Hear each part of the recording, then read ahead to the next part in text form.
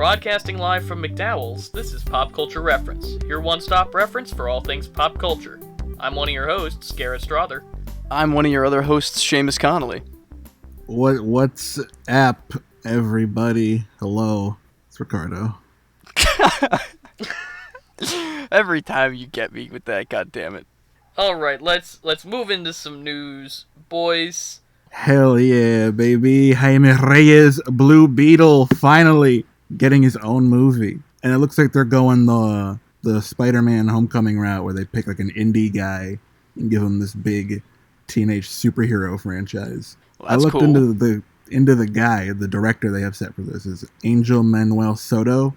He's got like I think an HBO Max original called the name escapes me. It's Crashing something, but that's like his first feature. I think he's mostly done shorts before, so he's pretty new. I'm just excited for this. This is our Black Panther, man. Yeah, I remember people were real excited when I think Blue Beetle was going to be in the second Injustice game. People were pretty pumped. That was, I think, one of the first times I heard about him. He's interesting. I've skimmed through a couple comics before, and I mean, I don't know where this falls in the DCEU at all, but I mean, you know, the more good standalone, more obscure hero movies, the better, I think. So I'm pretty pumped. More like the DCPU. Oh, roasted. Yeah. Kindergarten dunked on. Charm City Kings. That's the name of the movie that Okay. Soto did before. Yeah, I don't really know much about Soto as a filmmaker or anything, but like I said, there's some gems in this modern DC era, and I'm hoping this can be another one in there instead of just like another forgetful, lame DC movie that will probably just like sweep under the rug. It seems to be kind of in the same vein as Shazam. So they're kid superhero. That's what I was gonna say. Is there any comics where they team up? I feel like I did remember that it was kind of a kid who gets these powers. Like, those guys know the bare basics, right? Why don't you just give it a quick rundown for the people who don't know? Blue Beetle, Jaime Reyes gets the Blue Beetle Scarab, a piece of alien technology that grows a suit of armor around him. It's kind of like Iron Man in a way, where it's a suit, but the suit is also like a consciousness that talks to him, and they don't always agree on what to do because the suit is programmed to murder and genocide. Oh my god, okay. So it's like a Venom situation. I was gonna say, it's Venom meets Ben a little 10. bit. That sounds like it could be super interesting. I mean, that's a really strange angle for a superhero movie, but I'm interested. And speaking of Shazam, we also have a bit of Shazam sequel news. Yeah, Rachel Zegler, who is best known for a movie that's not out yet, Maria in Steven Spielberg's West Side Story, has joined the cast of Shazam, Fury of the Gods, a subtitle I actually hadn't heard yet, so I don't know if this was the announcement for it or what, but that alludes to a bigger scale for the second Shazam movie for sure. I mean, I hadn't heard that subtitle either, but I love Shazam, the first one, with all my heart, and any new news about that, I'm happy about. I like you said, Rachel Zegler, not really a name that we would know anything from, but Maybe she's one of the gods. Yeah, probably, right? Maybe, because there's already the full cast of the Shazam team. It's like our boy and his like foster family, right? Well, there's one. I remember there being one spot left. There's like one god left unclaimed. Right. Yeah. Hey, maybe she's the one. Who knows? Well, I assumed it was going to be like Black Adam or something, but they didn't really go anywhere with that in the first movie, so it could be, they could go anywhere with it. That'd be such an awkward team. So it's this close-knit foster family, and then also The Rock. Yeah. That sounds awesome to me. And then even more DC news coming up is that there is a Superman reboot with writer Ta-Nehisi Coates and J.J. Abrams producing. Ta-Nehisi Coates, who hasn't actually written any major feature films yet, he's done some work for HBO Max and Oprah Winfrey with TV, and then he's mostly known as a journalist and traditional author. So a lot of his work actually has to do with white supremacy and the Black Panthers. His father was a Black Panther in I'm the gonna throw 60s. this in there. He's written some Black Panther comics too. Yes, that is true. So he's not new to the superhero game per se, but a lot of people are speculating that maybe this could mean an African American Superman coming up. Which, yeah, man, let's get some. Like, Just I would like love that a song. Is there a song? Yeah, you don't know that song Black Superman? I know the song Black Super. Seamus, we know you're just not as cool as us. Why don't you sing a few bars for me, boys? Let's hear. Let's He hear was in those. that OJ show we watched. Oh, damn! Then I probably would recognize it if you sang it for me, Ricardo. But this isn't the musical episode. Damn it. That's- Well, I mean, I will say the last Superman I saw, Man of Steel, didn't do anything for me. So I think a Superman with a little bit of, like, you know, actual emotion and a little bit of pathos in it would be a very warm welcome. Wouldn't that be unique and exciting? God, let's hope they can pull it off, you know? I mean, the direction DC is going is a little strange compared to, like, what they were originally attempting with the Justice League, but, you know, so far I haven't really hated the disconnectedness between the movies. It's made all the movies much better, that's yeah, for sure. I think that is No, 100% man, right. No, I love this. They just like, you know what? Just make whatever. It don't matter. Don't try to connect any of this. Yeah, Marvel's got a monopoly on the extended universe stuff. DC can just have fun and do episodic adventures instead of trying to make it. They don't need to be Marvel. We got Marvel, you know? Do you guys have casting picks for Black Superman? Who is the buffest black man in Hollywood? I mean, Idris Elba, right? I was gonna say That's that. pretty good. I feel like I also. Terry Crews. Oh, just insanely hyped yeah, Superman. that's true. Though? I guess Terry Crews. I feel like Idris Elba. I always feel like, because I feel like I cast him as Green Lantern in my head a million years ago and never got that out of my head. Absolutely, yeah. It's very similar characters. I think Aldous Hodge from One Night in Miami and The Invisible Man would be a really good Superman. Oh, that'd be interesting. Because he's ripped, but he's still kind of like slim, and he's got that altruism, Yeah, that's true. like nice guy wholesomeness while also being tough. Keegan Michael Key. Just go a completely different direction with it. Bananas Superman. I'm excited to see where they go with it, but we've also got some Marvel news. First off, Kevin Feige says that there are no plans for any R-rated MCU films other than Deadpool 3, which is not really surprising to me at all, and I think the only reason they're doing Deadpool 3 R-rated is because they can't afford to not have a property as successful as Deadpool make movies, and they can't do Deadpool not rated R. But what about Blade, though?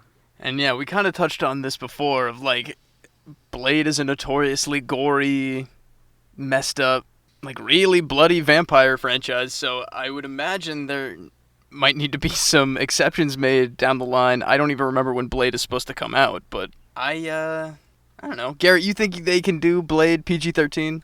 I think that there are enough other ways to get around gore and still have the violence be unsettling. I mean, I think they could go this isn't in line with comics, obviously, but the MCU has shown it's more than willing to derive from them, or depart from them, rather.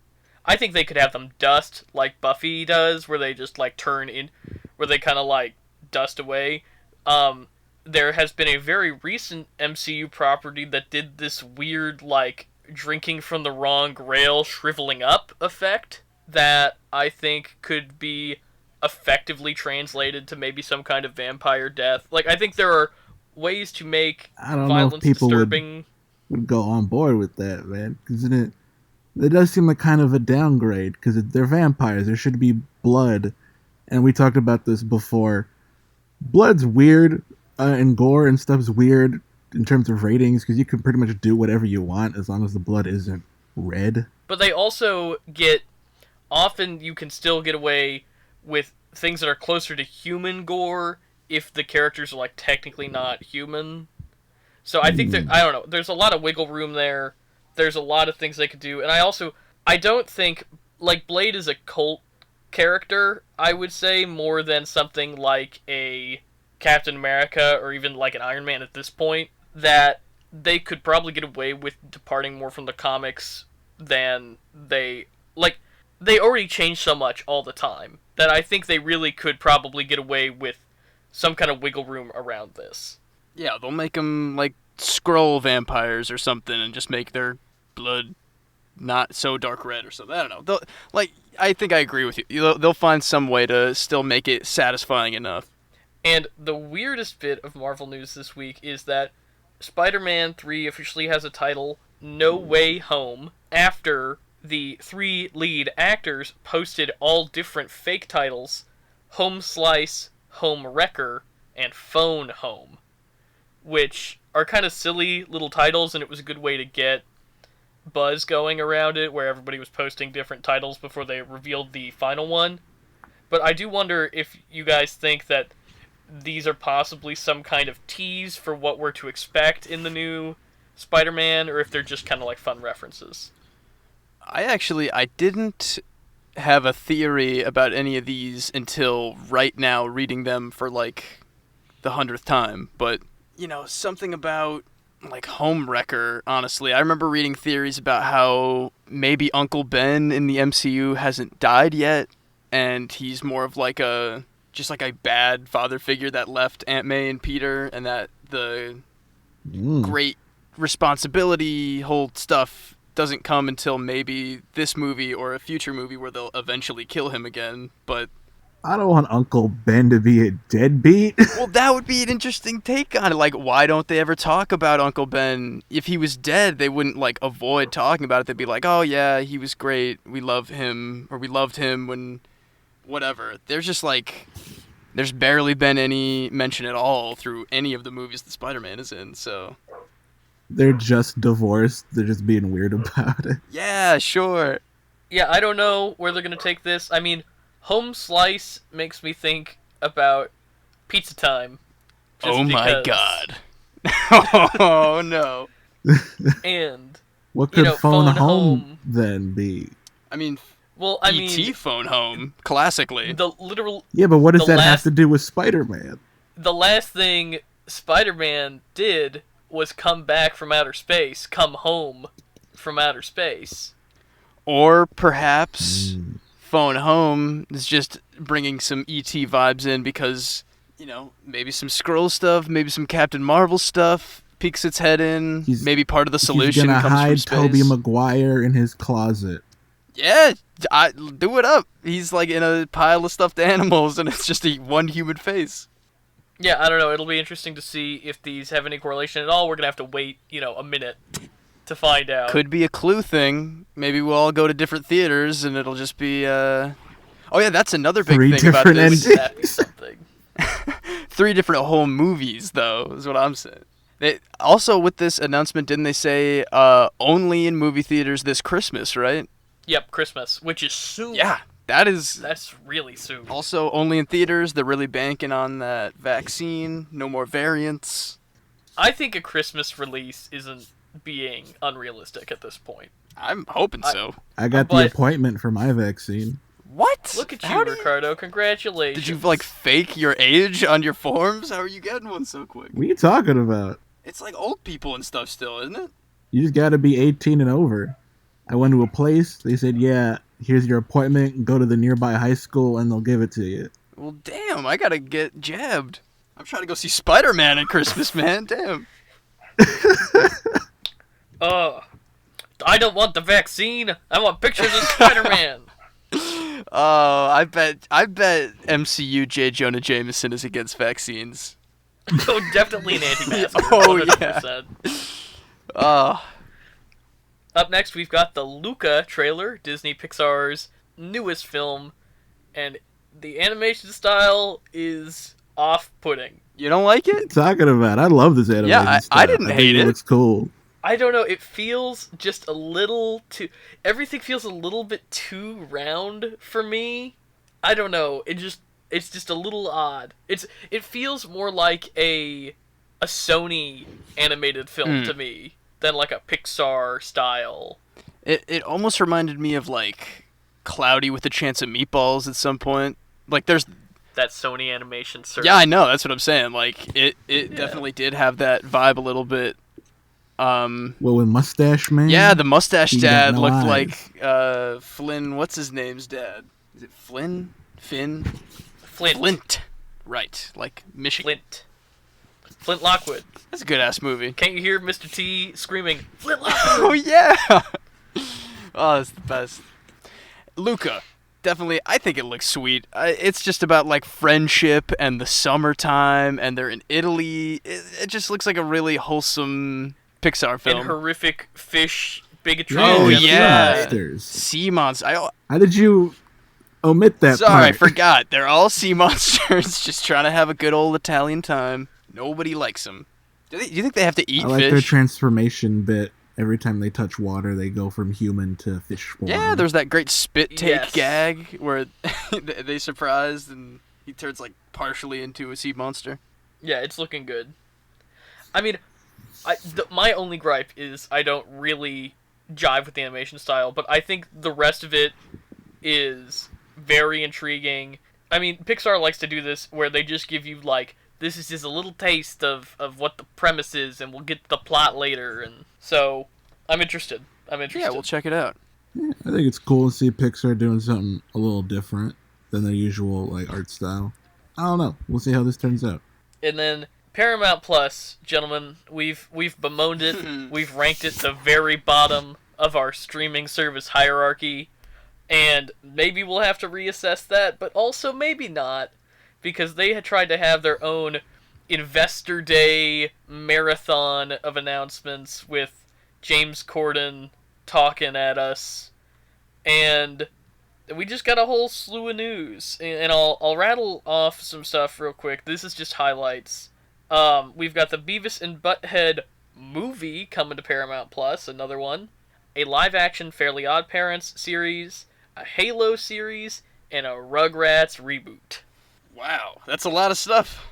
I'm surprised to see the Fairly Odd Parents thing.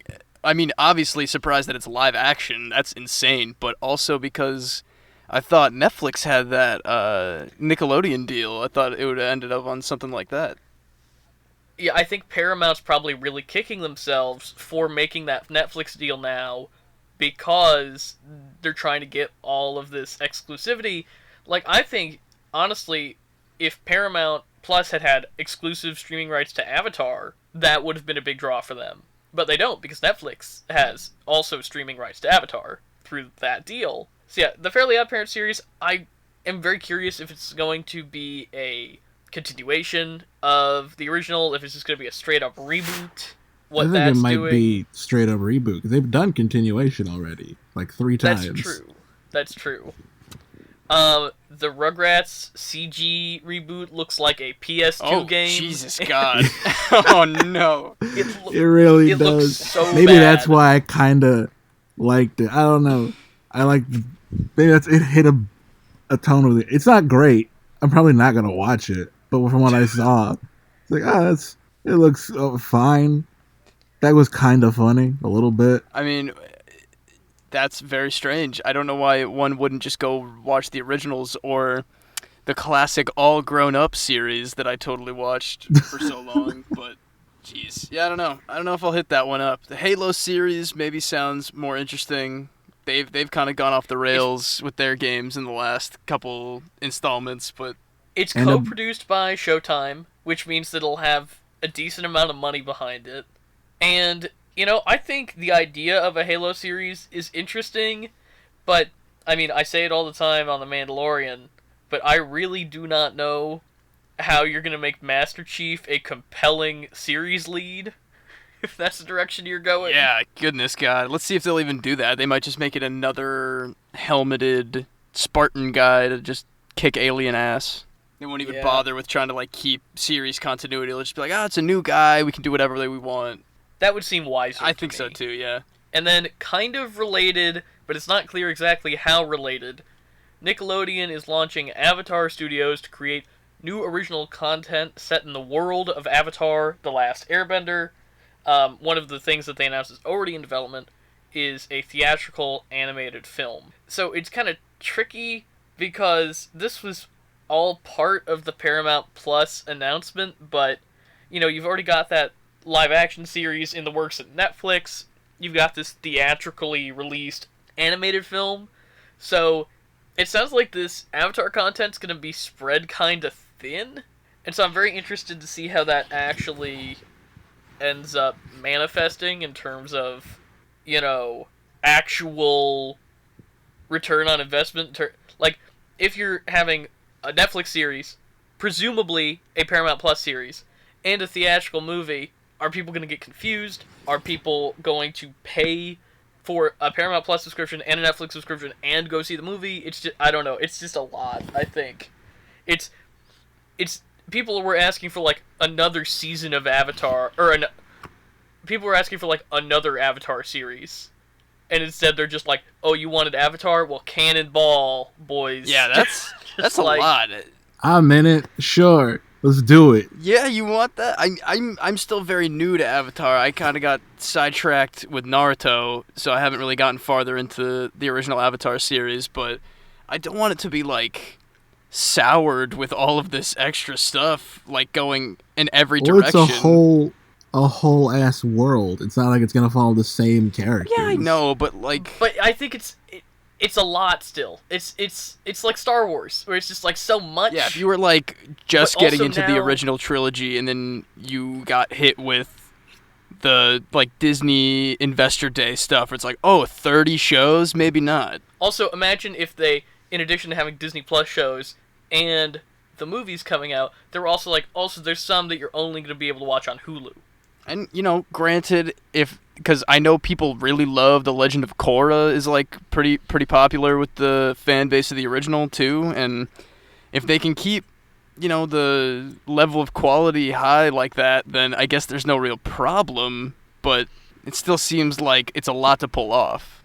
There's a load of, like, sequel comics they can pull from. They came out with, like, a Avatar Kyoshi novel, I think, either last year or 2 years ago. There's like 1,000 years worth or something, a ridiculous amount of years worth of like past avatars even they could pull from. Yeah, man, that would be an interesting way because there's like that. It's like a whole line of people that are avatars. They could just do like a pre-history thing. Yeah, my hesitancy here is not with their ability to make new compelling content. My hesitancy is with the confusing rollout that is going to come from the nature of the multi-platform spread. Well, we'll see how well they could pull it off and. You know, by the time I get back to the original series of Avatar, if I'm already, like, tired with the amount of stuff, maybe they will have screwed up there. But I guess that's for the Avatar fans to decide. We should do it. Yeah, maybe. For the show, there are spots in the schedule, I know, because I found them. You want to slip the original Avatar series in there? Yeah. I think it's only 4 seasons? 3 seasons, okay. Wait, if I remember correctly, I think it is, yeah. Oh, we'll see. If those new ones are any good, we'll do the original series and then the Shyamalan movie. Because I've always wanted to see the Shyamalan movie. That's actually pretty fun because I've done it. It makes the Shyamalan movie so much funnier. Oh, man. Yeah, maybe. We'll see. Alright. Next up, we've got news that Star Wars Republic Commando, originally for the original Xbox and Microsoft Windows, is coming to PlayStation 4 in April. Yeah, this is a big one for me. Yeah, this is the first time it's ever been on PlayStation. It's getting, you know, completely remastered. I don't know if there's any word on if the multiplayer element is going to be attached and remastered as well, but the story alone on this one, guys, is a lot of fun. It's I don't know, it's classic Star Wars first-person shooter. This game, I believe, was actually vaguely put into canon with a few episodes of the Clone Wars where the Delta Squad is in it. I don't know how deep that goes, if that's just like a little Easter egg for the people that played the games, but, you know, I think that this remaster kind of signals that we're either in for a sequel or maybe some more Delta Squad being brought up in any of these new Star Wars properties that are, being updated all the time. And I mean, Bad Batch is coming May 4th. that's what I'm saying, I mean, So- there's always a way to slip in the Delta Squad. They're a lot of fun, and I think, you guys should definitely check it out. I don't know if either of you guys played that original one, but No, I wanted to. There was an ad for it on like my Attack of the Clones yeah. DVD. Oh yeah. So It's freaky. yeah, I'm I'd not like gonna to lie. check it It's out. really, it's like there are parts that are scary. It's also hard as hell, if I'm being honest. Like I have it on Steam, and it took me a long time to get through it on Steam. But I'm excited for this remaster, to say the least. Especially because it's coming like next month. Like I'm pretty pumped. April 6th, yeah. Well, if they bring the multiplayer element over, maybe we'll hop on together. Yeah, that'd be a blast. fun.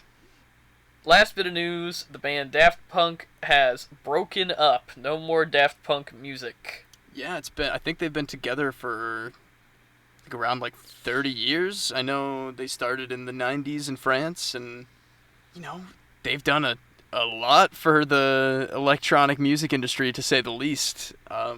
I think they did that Tron movie, didn't they? The reboot? Mm-hmm. Oh, I think they did do I Tron heard that's Legacy, like one of yeah. the only reasons that Tron Legacy is like good is because of that soundtrack. Tron Legacy is a fascinating film. It really is. Like, in that it should not be good, but it is kind of it has a charm to it. We'll probably cover it for the show. They're gonna do a new Tron. I remember. So. I want to watch the original Tron. That movie's freaky. That's just like a weird one. But yeah, no more Daft Punk. I'm not a huge Daft Punk fan, but you're right about there is really no way to adequately convey what they did for electronic music in the mainstream. Yeah, definitely. They're icons, man. Everyone knows those helmets. Hell yeah, that's like some music Hall of Fame stuff right there. And if I'm not mistaken, they haven't really been making new music for the last many years, right? I think this is kind of like just more of a definitive ending to their careers together. But I think it's been... When did that Pharrell song come out? That Get Lucky song? That was like 10 years ago, dude. I think that was like my freshman year of high school.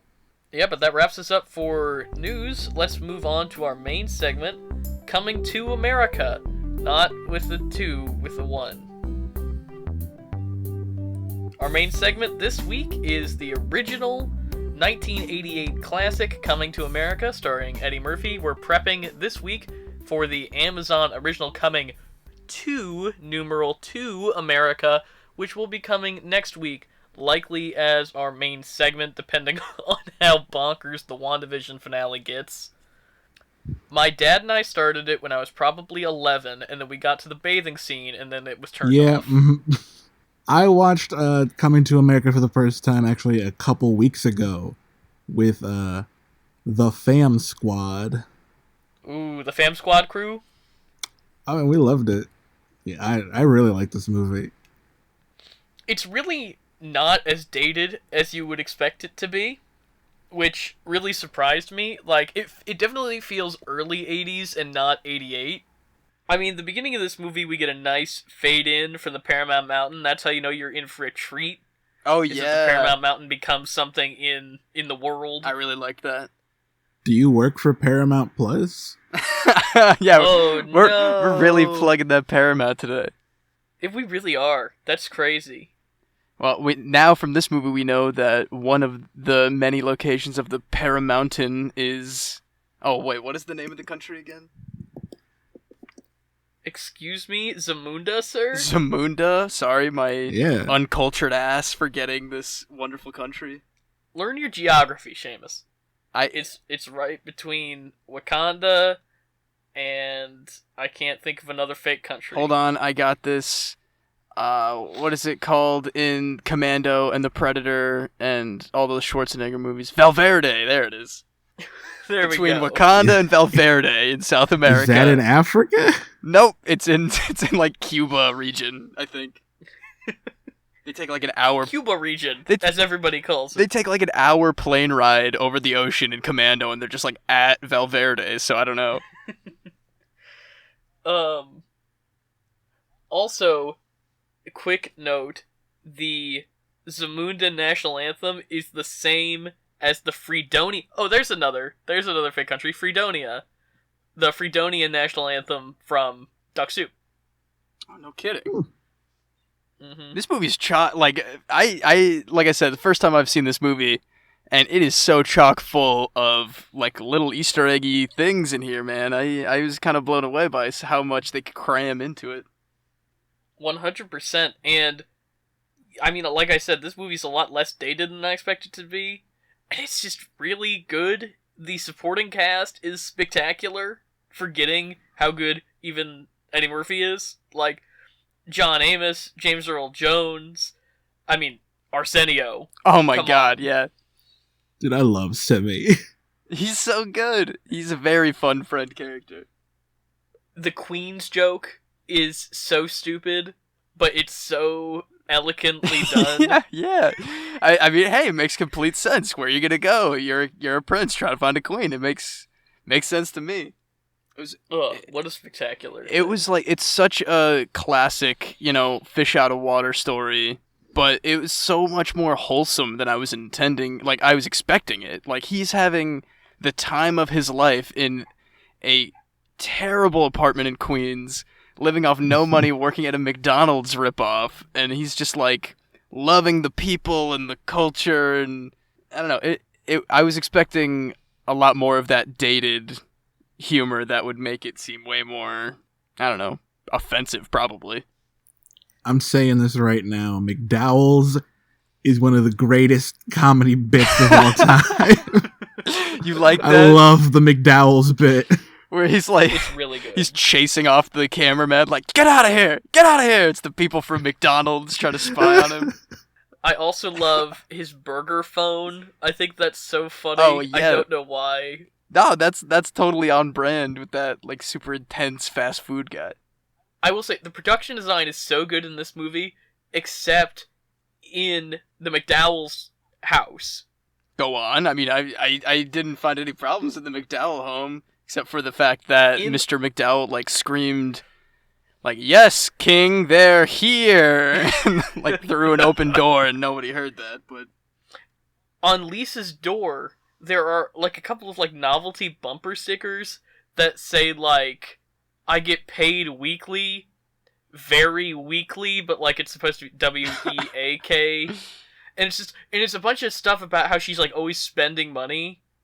And I'm like, that is not in line with this character at all. She doesn't care about money. That's the whole thing. It definitely did look like a young teenager's room. And I know Eddie Murphy is supposed to be 21 in this movie, which is insane. But, like, everybody looks a lot older than maybe they're supposed to be. I think I looked it up. Eddie Murphy was, like, almost 30 when this movie came out. Yeah, I mean, he looks it. Yeah. Sure. But also, I wasn't expecting this movie to be a Trading Places sequel. Have you guys seen Trading Places? I haven't, but I've definitely mixed up those two movies in my mind before. Trading Places is a fantastic film with some really abhorrently terrible blackface. So I've heard. Dan Aykroyd, I want to say? Dan Aykroyd. Buddy. Oh, yeah, it's really bad. It's really, really bad. It's a great movie, but that is really bad. I mean, now is as good a time as any to acknowledge the fact that John Landis is a bad dude, and it sounds like was horrible on the set of Coming to America to the cast and crew, and tried to sow division between Eddie Murphy and the rest of the crew and all this stuff, and, you know, I don't like John Landis. I like a lot of John Landis movies, but he's a bad guy. Anyway, Trading Places, though. The main antagonists of that film, which came out 5 years before Coming to America, are the Duke brothers, which are then the old guys, the homeless guys, that Eddie Murphy gives money to in this movie. That is right, yeah. That was too important of a moment for those homeless guys to be just nothing. I had to, like, do a little Googling after I paused the movie there.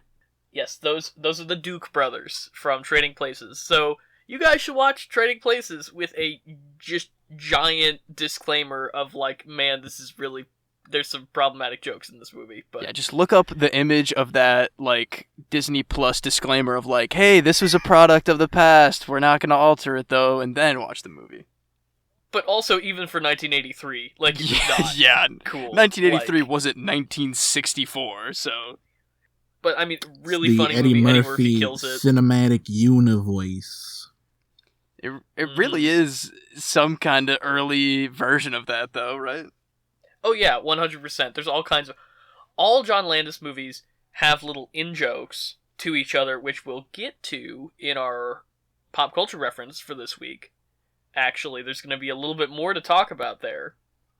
But back to the movie at hand. I think John Amos, he stood out to me for so many weird reasons in this movie, and I don't know, I thought he specifically is one of the more side characters. He killed it. Especially because he's not... It would be really easy for him to just be this greedy, antagonistic figure, but they do give him some depth and try to make you understand why he is the way he is and that he genuinely does want what's best for his daughters. And, I mean, it's such a weird, off-the-walls performance, but I think it does speak to the fact that, like you were saying earlier, Seamus, this movie has a lot of genuine heart to it. Like, it really is... It does stick to its guns in a lot of ways about what class means, and that it follows through on its early promise of Eddie Murphy really does want a wife who chooses to love him and lets him, and the movie lets its female lead, Lisa, make the ultimate decision about whether or not they're together, which lots of rom-coms, even with similar messages, don't do. Now, I don't want to get too ahead of myself here, but I would love to talk about that choice at the end. Yeah, no, sure. I mean, I think it's implied that there's just a whole blanket spoiler everything over this 32-year-old, 33-year-old movie. Right. Just making sure. Did she not, like... maybe I just, like, looked away or something, but she straight up denies his, like, proposal, and then he goes back to his palace, and he's gonna have his wedding, and then she's just there. That's the next thing that happens, right? Nothing else changes between those moments? No, nothing else changes. I think, and it would have been nice to get one scene in here that did it a little bit more, but it's already a pretty long movie for being a comedy. Yeah, it is like 2 hours long. But the implication there to me is that he did, lie to her for most of the film, and it was for a admirable reason, but he still lied to her and then immediately proposed to her. And so she cannot be expected to accept a proposal immediately after that without having time to process it. So, I mean, it is a little jarring and also a little obvious at the same time, but I think that character work tracks because they do such a careful job of making you understand her psyche in that moment. I mean, yeah. I took it that his parents kind of like talked to her and explained it, or like that's how she got to the wedding in the first place. Because the queen, doesn't she like reprimand James Earl Jones? That is true. Looks like he has some kind of change of heart. That is true. Oh yeah, 100%. It's multiple characters' arcs completing that she's able to be.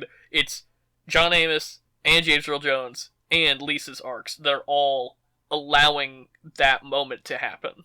Yeah, I guess it wasn't too. It just did catch me off guard. It felt like they kind of wrapped that up pretty quickly, but it definitely fits within, what these characters experienced in the 2 hours that the movie is. I thought one thing they didn't wrap up was the sister and the weird soul glow boyfriend who just like kind of get together. They kind of wrapped it up, Seamus. I guess. I'm just gonna like. You think that guy wrapped it up though? I don't think so. Oh, I hope so, but because while we're on the topic of soul glow, which by the way, really funny running gag with the whole Jerry Curl thing. Yeah. That villain guy, Jerry Curl villain guy, has I think just a great introduction that sets up everything you need to know about the guy, starting from like the Soul Glow billboard, following him down to his car with the really, really good for no reason like jingle for Soul Glow. Oh, yeah. 100%, yeah. And you instantly, you know everything about this guy. Mm-hmm. Yeah, definitely. And that's something I like about this movie that you don't see in comedies a lot now, is it's really patient, is it really takes the time to set up its characters and set up its premise, which makes the comedy pay off way more when you start getting to other moments in the film, like where things start coming together. Mm. And yeah, like a newer comedy film, I don't think would take that amount of time to introduce that character, if that makes sense. Yeah. And this movie's got great visual comedy. Oh, yeah, 100%. The little airport bit. What's the little airport bit again? Where they're With like, all the luggage. Oh, yeah. it's like, no one can know. Like, I won't say a thing. Yeah, that was pretty great. Man, we would be remiss if we didn't talk about the clumps element to what everything is happening. That made me laugh so many times. It actually shocked me during the credits when they were crediting all the characters they played. Oh, man. Yeah, just between the barbershop guys, hilarious. The preacher, the weird, like, prince guy, and... That bit wore thin on me. That was too long, but... The bad prince impersonator. Yeah. But I did love... The club scene. Yes, with Arsenio in drag, giving himself the perfect spit take. It was really great. It is such a good spit take. Is it the best spit take ever? It could be one of the greats. The Hall of Fame of on-screen spit takes might have that one on there. Also, definitely a spiritual spit take, if not a actual spit take. At the end, when he opens the door and screams. Oh, yeah, that was great, too. And then slams the door and opens it with a smile. Very good. So good. Oh, that old Jewish man was Eddie Murphy? Am I insane? Is that a bit in the credits, or is that really him? No, that's really Eddie Murphy. That is the funniest. He was one of my favorite characters. He's just so... New York stereotype, just like the old Jewish man in the barbershop just talking about the old days. It's so funny. There's a interesting behind the scenes story where Eddie Murphy wanted to make sure that makeup was good enough. So he drove around the Paramount lot in a golf cart, got out, and said to people in his normal voice, "Hi, I'm Eddie Murphy," and then people wouldn't believe him. That is awesome. That's such a cool way to test your prosthetics like that. But I mean, I would not... there's no way that I knew until the very second that credit came on screen that was him. Mm-hmm. Yeah, it's really good. I didn't know he was going Also- to do a clumps thing going into this. That was me neither. a delightful surprise. Yeah. It's classic I think this Eddie is the Murphy first movie shtick, he though. did it. We gotta talk about Sam Jackson. Oh my god, yeah. Surprise Samuel L. Jackson appearance. You love to see it, though. He's like at the bottom of the billing, kicks in the McDowell's door with a shotgun, screaming and yelling like he does. It's great. It's really good. And Eddie Murphy takes him out. I like that they make him so competent. Because the obvious joke with that character would be to make him want to be down and working class, but then not know how to do it and not be competent. But that this movie actually takes the time to make him sincere and competent and able to handle himself well, I think is really admirable. Maybe that's why I think there is such a wholesome nature to this. Because, like you said, if it was a different kind of fish out of water story where he's like incompetent and miserable, that's just like, it's like punishing a character for being different in the, wherever he is. But he comes to Queens and he's like, the worst thing that happens to him really is that he's like shedding all of the, like, his gold toothbrushes that that guy tries to sell back to him. It's not like he's learning these lessons voluntarily and like being really grateful for all the stuff that he's going through in a lot of ways. And I don't know. Yeah, you really you grow to love Akeem as a character. Yeah, he seems like a nice guy. And yeah, the thing you said about him being competent, he's just like a very earnest guy. He's always like kind of in a good mood, even though the city of New York constantly harasses him. Yeah. And then, it's cool to see him go full Wakanda on Samuel L. Jackson. Just take him out. Yeah. That was really good. What does Arsenio say? He says, "Freeze like you diseased rhinoceros piddle." Yeah. Piddle. That's a good one. I hope we see Sam Jackson like fresh out of jail in the sequel for sure, coming to take revenge on McDowell's again and just gets his ass kicked. Honestly, if the plot to Coming to America was gonna be Sam Jackson's out for revenge against Akeem, they could do a lot worse. Yeah, right? I've seen a couple of the trailers for the new one just because they are plastered everywhere. And I think the story is something about, like, he has to go find his son? He's like a son that he never met or something? Oh, that doesn't sound very good, does it? Oh, do you not know anything about this new one? No, I know literally nothing about the new one. So it's like Borat. Well, it's an Amazon. It's an Amazon original. It takes place in New York. You know Amazon. If it worked once, you bet they're gonna try it 1,000 more times. Yeah, I don't know. Where did we miss anything extra important? There's so many good gags in this movie that it feels weird to not like go over all of them, but we'd be here all day. Dottie the dog is one of the best payoffs in cinema history. Yeah. The fact that Dottie the dog, because they do the classic 80s like cut to the dog for the reaction shot or whatever, but then that this little dog ends up being sick. Yeah. On Jerry Curl's guy. Yeah. What's his name? What's the character's name? God, we didn't say it before. I don't think. What is that character? Daryl. So yeah, I mean that's a good thing I liked.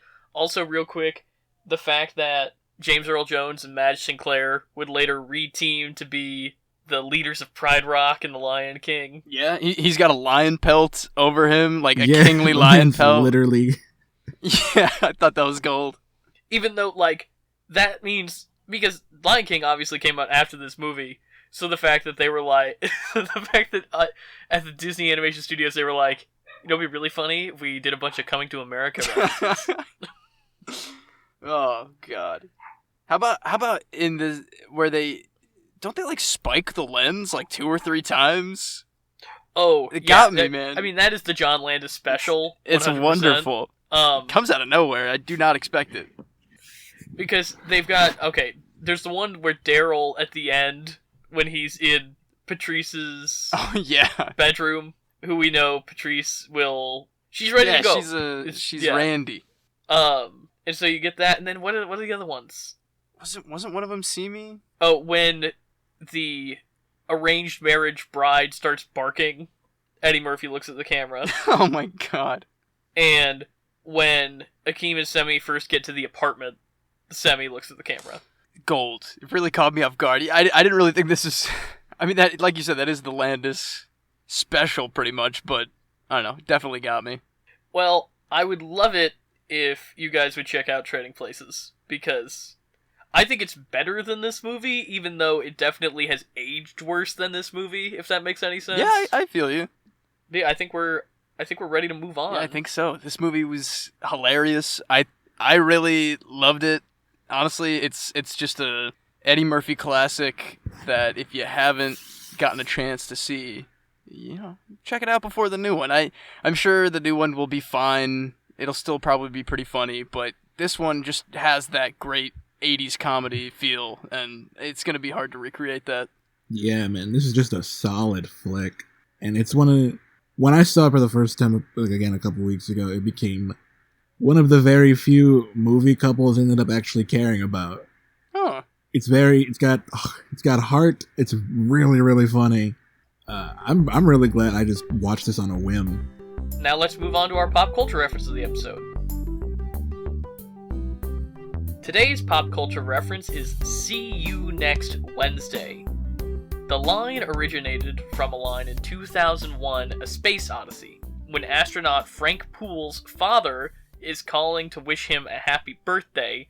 As he's signing off, he says, "See you next Wednesday." And for whatever reason, director John Landis decided that this was something that he needed to put in all of his films.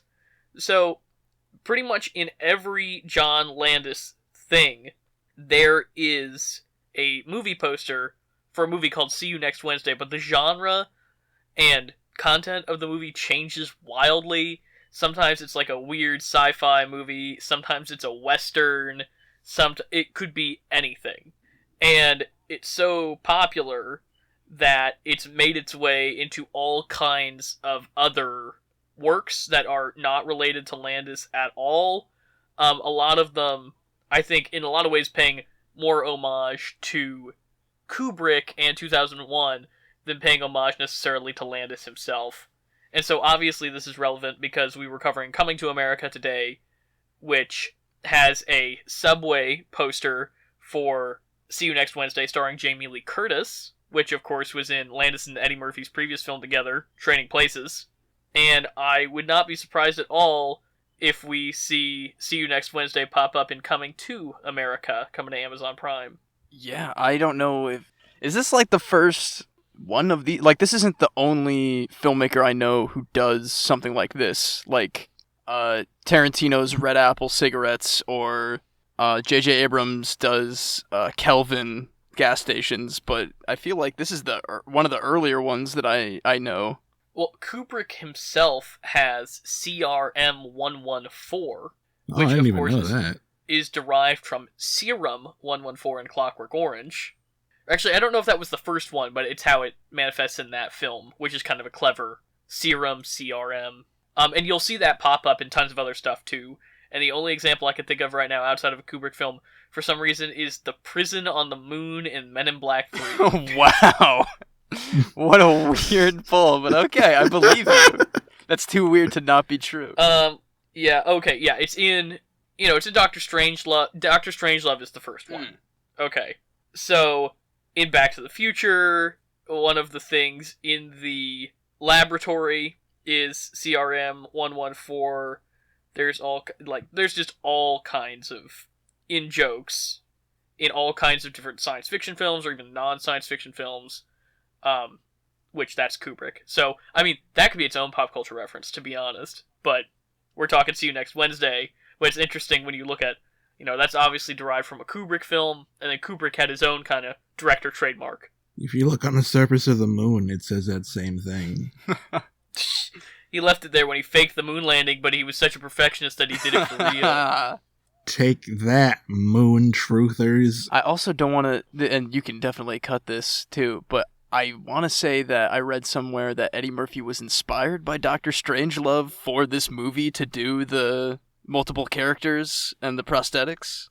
Oh, interesting. I hadn't heard that, but it wouldn't surprise me at all. I want to say I read that, but, that has less to do with this actual pop culture reference than, when I should have brought it up before, so... Well, but, I mean, it's just showing Kubrick's influence on this film. Yeah, very right? true, very true. Alright, let's move on to our pop quiz. Pop quiz. Okay, Seamus, are you ready? Is it going to be a continuation of your comeback streak? God help me, I hope so. Well, since you won last week, that means Ricardo's going to get to pick the category this week. Your options, Ricardo, are Coming to America or Luca. Luca. Alright, you guys know how this game works. The first one of you to give me the correct answer gets the point. If neither of you get it, or you both say it at the same time, that means that we're going to move on to our second category, which will be our tiebreaker question. Coming up with our Luca question. Pixar often includes references to their upcoming projects in their films. What sneaky reference to Luca has already been found in Pixar's previous film? Oh, it was a travel poster for the island. Or the country, the town, whatever it was. Seamus got it. Seamus got the point. I can't believe that he actually stood by the comeback streak. Lives! Portoro Rosso, which is, of course, a play on the Studio Ghibli film Porco Rosso. Did I... Why do I know that? It's because of my dear little friend Reddit r/movie details, baby. Did you know that? Did I just outspeed you, or did you not know? Yeah. How did you know it, Ricardo? I know things. Seamus doesn't usually know. Yeah, things. man, I'm smarter now, baby. I'm coming back. Seamus is scouring the internet. He's like, he's just searching movie trivia in Google and scrolling through every single result. That's how I'm getting smarter, boys. I'm the Terminator, and I'm just absorbing information. Well, Seamus, this means that you're only a point behind Ricardo. The score stands 6-7. I cannot even believe it. Ricardo, you're going down, buddy. I'm getting my confidence back. If anyone's winning Garrett's house, it's gonna be me. Oh, that property will be mine, Salgado.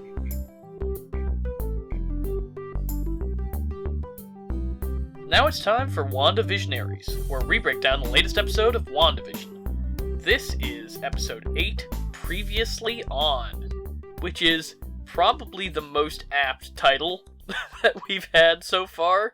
Yeah, we got ourselves a Christmas Tale episode. Ghost of Marvel's Past. Ghost of Wanda Past. Yeah, for real. And as always, we're marking full spoilers for this episode of WandaVision, as with all episodes of WandaVision, because there's pretty much nothing to talk about that isn't spoilers.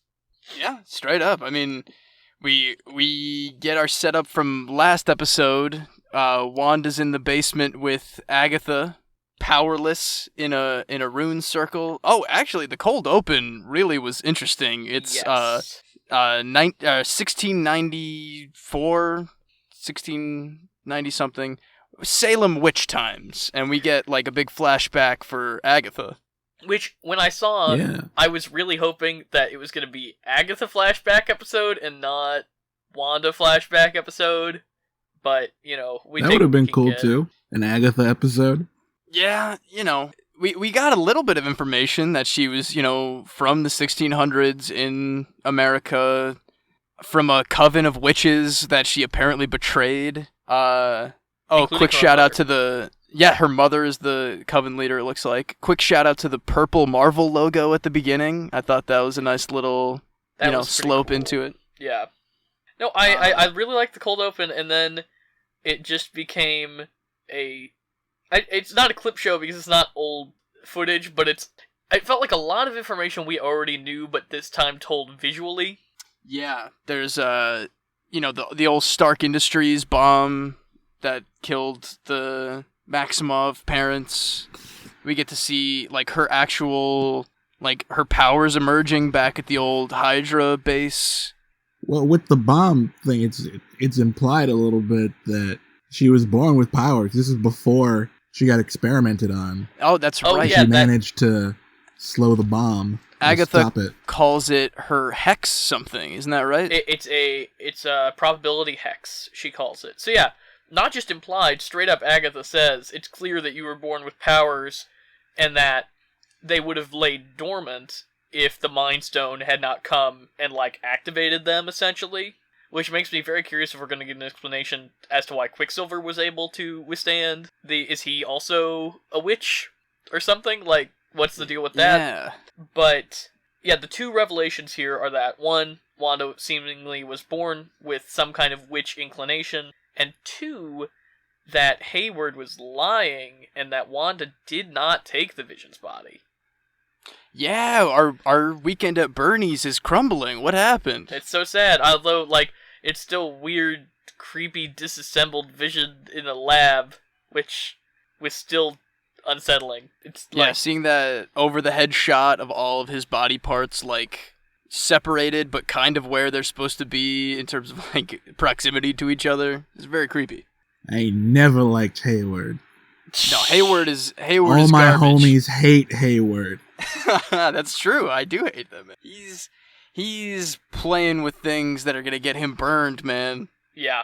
And I really genuinely did like the moment where Wanda and Vision have that connection at the Avengers compound, because I feel like that's some much needed chemistry that we get to see between those characters that is kind of there is some of it, but it's kind of lacking in the older Avengers movies, I feel like. No, I totally agree. Yeah, this was good for...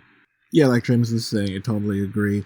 And now that it's kind of the center of a whole show about it, there's more depth to it. Plus, they bonded over Malcolm in the Middle. Yeah, that was interesting to see something like a sentient vibranium robot man laugh at Bryan Cranston getting crushed by a house roof, but apparently $8 billion worth of vibranium. Yeah, oh my god, it's a lot, but which after Wakanda opened its doors to the world, don't you think that the price of vibranium probably tanked, right? Stock wise, vibranium futures. They're not just sharing plummeted. the vibranium. Oh yeah, Hayward, you want to make some robo weapons? They're like, we're here, we're cool with you. You're getting a fraction of this vibranium. Yeah, I mean, baby steps. Baby steps indeed. But yeah, I was a little disappointed that I felt like, while we did get some much-needed insight into Wanda and Vision's relationship, I feel like nothing really happened this episode. Like, we're at the same place, story-wise, where we were at the end of last episode, including literally not even a mention of Monica Rambeau. Yeah, that after credits scene led to nothing this episode. They're saving it for the ultimate episode. But you guys watched the end credit scene on this one, right? Oh yes, I'm checking now. With Dennis Caleb McCoy Vision. Yeah, Dennis Caleb McCoy. That's what I was trying to come up with. Who now? From Bill and the Ted, Anthony Kerrigan robot from Bill and Ted. Oh, yeah. Oh man, he looked so weird as like the weird white Vision. I don't like it. I don't like that at all. No, neither do I. And it also really makes me question what Wanda's creating the Vision out of now. If she's not actually reanimated his consciousness from his body, is it just straight up, has she created a consciousness out of thin air that she imagines to be Vision? Because he was able to get outside of the hex. He was being pulled back in that episode, but like... Not to mention... Well, they do drop the big C. Chaos magic. Oh, yes. That's pretty big news. And they dropped that right at the end. Yeah, that she's the Scarlet Witch. And then before she can even finish saying witch, it cuts to the end credits. Like, there's no falling action in any of these episodes, but this is definitely the worst offender in that when finally something started to happen, it's like, nah, next week. Yeah, the kids are back. They're being choked by the neck. She's revealing, comic book names, Scarlet Witch. I assume because of how they said it, they never really said those words in the movies, did they? I really had thought they said it in Me too. Civil War, but it doesn't matter. Yeah. Yeah, I really thought they were going to go somewhere with the whole cicada and rabbit thing. Like, well, they did. They went somewhere weird with it. Bunny ate the cicada that she's showing off her... with her, like, torturing this poor animal. Oh, yeah, I guess. Yeah, she turns it into a bird, then feeds it to a rabbit. Mm-hmm. I guess I meant more of, like, I thought she had turned... like the twins into the animals, or we were finally gonna get a reveal about her damn husband, who I don't even think is real anymore, which is a shame. Ricardo, say it, because I'm not gonna say it, so you gotta say what's going on with her husband. Mephisto? Yeah, he's Mephisto, right? Ralph is Mephisto. It's possible. I mean, we got one episode. They're gonna make it a banger. They're going to have to do something big, and it's either going to be Mephisto or Doctor Strange is going to show up, or... Well, allegedly, Paul Bettany, not that we can trust anything that anybody says, but Paul Bettany says that Doctor Strange isn't the big cameo in the last episode, which I don't necessarily believe. It's just like when they said, it's not Endgame, it's not called Endgame, it's not Endgame. Yeah. Yeah, we'll see. I mean, last episode, then we're getting our, Falcon and the Winter Soldier. God knows if they're gonna try to connect more up from WandaVision into that. I'm sure they'll sprinkle it in, but this episode was built up. It seemed like a stepping stone, and if they're not gonna go hard, what you got? Yeah, you're right. It didn't really advance story-wise. I like this one just because it's a character thing for Wanda. I really like the TV through line they gave her through her back. Through her flashbacks. I actually really liked that too, just like how they showed them practicing English with the family, TV night. The dad is like smuggling in these TV shows to like make ends meet. It adds a lot to the, like, I feel like, I don't know if we really got any first-hand information, but we definitely all theorized like, oh yeah, that's how she learned her English in an Eastern European war-torn country like Sokovia. That's like kind of what a lot of people did in the real world when they were able to get their hands on American television and movies. That's like a good confirmation of those through lines. Plus, I think I had that Dick Van Dyke box set at one point, and that was really great to see. Oh, I'm jealous, Seamus. It was, whew, what a show. Oh, that is a terrific show. Especially, I was surprised to see it was her favorite, because that was the one that was the least explicitly referenced in all of the episodes. It did almost feel a little weird to get such a peek behind the curtain of like, here are all of the real world TV shows that we've been spoofing for an entire season of television. But yeah, it felt a little on the nose, but you know, could like show footage from these shows like legitimately. And I had less of a problem with the footage and more of a problem with like, here is my case full of DVDs. Look, it's a pristine copy of Bewitched season 2. Yeah, that's fair. But yeah, I mean, like, honestly, I felt like it was kind of a nothing. We find out how she ends up at Westview. Oh yeah, that was yeah. Very sad. Oh my god. And like how the Hex is created is just out of devastation that she's lost Vision. And so, did Vision buy the house? Did they buy the house together? And presumably, it was a real house 5 years ago? Yeah, I don't know. I assumed it was Vision bought it because he wrote a little note with a heart, which I'm now, I guess, somehow connecting to the heart on the calendar in the first couple episodes, maybe. Oh, that's 100% it. Yeah, you think so? Seamus, no, 100%. I saw it as like he had bought that land where the house was supposed to be and they were going to build it together. Yeah, just kind of create a normal life. It has like a foundation already. I don't know, maybe they were... Yeah, I don't know. I read it as, like, clearly Westview has been torn apart by the last 5 years. Like, that is inherent in the visuals that we see as she drives through the neighborhood. And so, I read it as there was a house here that they bought to live in, and in the 5 years that she was snapped and he was dead, it got demolished. Yeah, maybe, and then she's just at, like, the ruins of what would have been her life if everything wasn't taken from her. And that is really the first moment that I have felt the weight of her saying that to Thanos.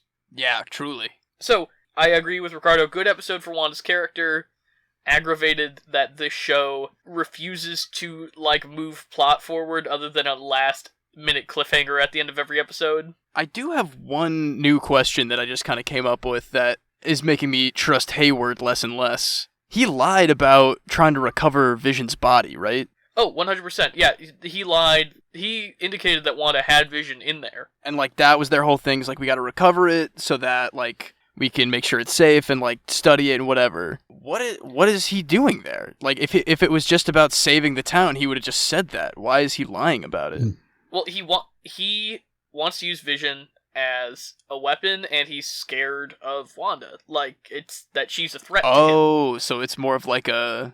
Okay. An assassination, I guess. He did shoot a missile at her. That is true. He did straight up try to missile her family. Yeah. Yeah, I guess that makes more sense. More of just like I can't use my new toy until I get this lady out of the way who's going to rip my head off if I try. Yeah, the introduction of White Vision really sets up that this finale is going to be devastating. Is his name White Vision? Well, that's what I'm calling him. That's what I think everyone calls him. It's just Vision, but white, and that's sure. It's from the comics. Oh, perfect then. You know, in typical comic fashions, stuff happens. I think Vision dies, and he comes back, but he comes back as White Vision, but it's Vision without any of the personality. So he's just pure, cold, calculating robot. Interesting. So we got like that's what adds to Wanda going nuts in the comics because Vision's back, but he doesn't remember who I am. He's not any of the things he was before. But he's still walking around acting like he's Vision. Damn, that is horrible. Maybe, we'll see her try to merge the two. Maybe we'll see a Vision versus Vision showdown. I don't know. It's, like you said, this last episode is going to be real dark if that's, we got Terminator Vision coming in. It'll be interesting to see. I'm excited for the finale. I hope we get one final theme song. Yeah. Me too, so, right? But I don't know if we're going to get one. Now it's time to save the Rec Center, where we give you our weekly recommendations. Seamus, what do you got? On your, I think, just personal recommendation, Garrett, and granted, I'm not finished with it yet, but I'm so fascinated by it that it is my Rec Center. Colin Trevorrow's early draft of Star Wars Episode 9, Duel of the Fates is... Oh, yeah? It's blowing my mind, man. There's so many interesting ideas in here that, like... If you're like me and you were disappointed with a lot of how they ended the Skywalker saga, if you wanted to go back and check out something like, just a what could have been scenario, I think that it is incredibly fascinating to see, a different take on what an ending like this could be. And, It's just out there on the internet. So if scripts read very fast, if you want to just get a little Star Wars itch scratched, if you didn't like how Abrams finished off that trilogy, give this a read, and it'll do something for you, Yeah, I don't know if I would ever necessarily say that it's a better ending than Episode 9, because so much changes from a script to a finished film, but I definitely am interested in the ideas at play. I think it does a much better job of feeling like it's bringing in the entire Star Wars saga, like prequels, original trilogy, and sequels all kind of coming into one than 9 does. Yeah, it's an interesting. I'm excited to hear your full thoughts, Seamus. Yeah, I'll definitely let you know, because I'm in the thick of it right now, and it's very interesting. I some of the very specific choices they're going for. I want to say this was written maybe even before The Last Jedi was released. It was pretty early, but a lot of very cool ideas in here. Give it a shot. I am also going to rec center something Star Wars this week. I have gotten about a quarter of the way through Light of the Jedi, the new High Republic Star Wars novel. And I'd already read the Test of Courage, which was like the young adult High Republic book that they came out with a couple months ago, and it was pretty good, but this one is just blowing me out of the water. It feels so cinematic and like Star Wars, while also giving a new take on the Republic as a whole. Obviously, it's set a few hundred years before the Skywalker saga, so things are kind of different. There's rumors about this new technology called Bacta that everybody thinks might be some kind of new miracle drug. But it's a really fascinating time. It has a devastating opening. I am really excited to keep reading it. I'm really excited to read the other High Republic stuff. And if you are a Star Wars fan that's looking for something not connected to the Skywalkers, I'm looking at you, Ricardo. This is definitely worth your time. I've definitely been meaning to check out that High Republic stuff. So like I'm pumped for this. If you say it's as good as it is, would you say that it's important to read that young adult publication before? This is more, you can just jump right in this one you're reading now. The way they're kind of doing it is they are all interconnected, but it's so far, at least the way I understand it, is the comics, like you can just kind of read the comics, you can just kind of read the young adult books, or you can just kind of read the adult books.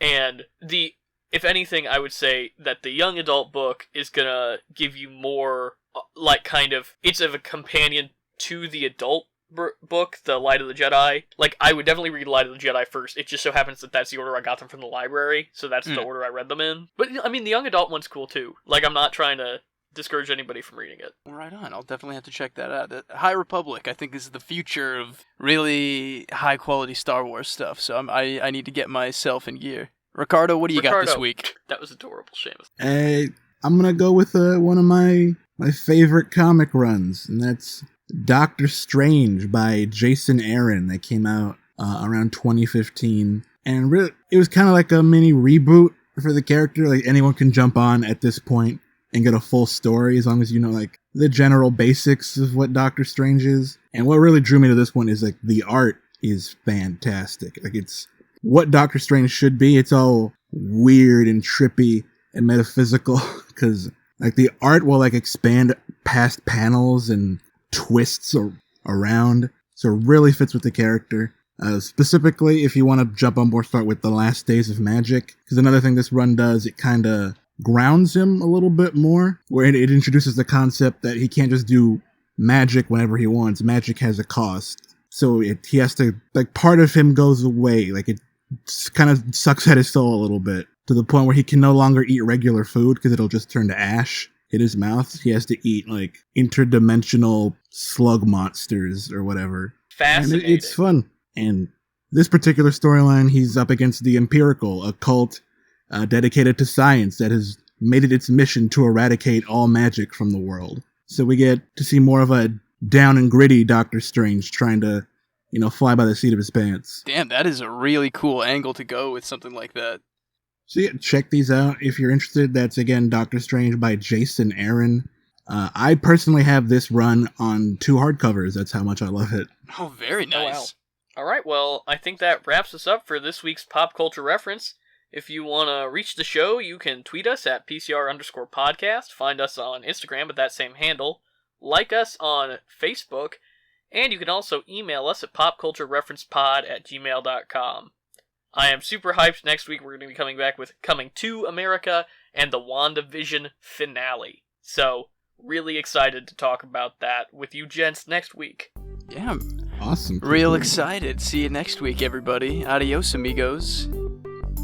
Bye-bye.